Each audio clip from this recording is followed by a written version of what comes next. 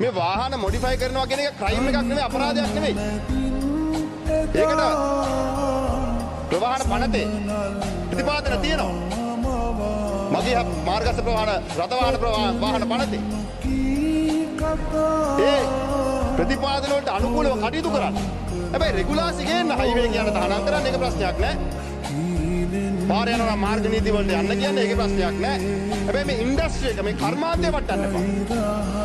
ඒ කර්මාන්තය තුල එකක් කාර්යය පවතින කරු මන්ත්‍රීතුමා මට විනාඩියක් තව ඕනේ. ඒ කර්මාන්තය තුල ගරු මුලාසරන්න මන්ත්‍රීතුමනි බොහෝ පිරිසක් ජීවත් වෙනවා.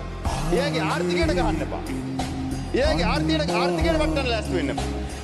මේක අංශයක් විතරයි. ඒකත් එක්ක බැඳිච්ච මහා ව්‍යාපාරික පිරිසක්, ව්‍යවසායික පිරිසක් ගොඩනැගිලා ඉන්නවා. ඒ වගේම තමයි මේ රටේ ආර්ථිකය ඉදිරියට හසුරුවන්නේ.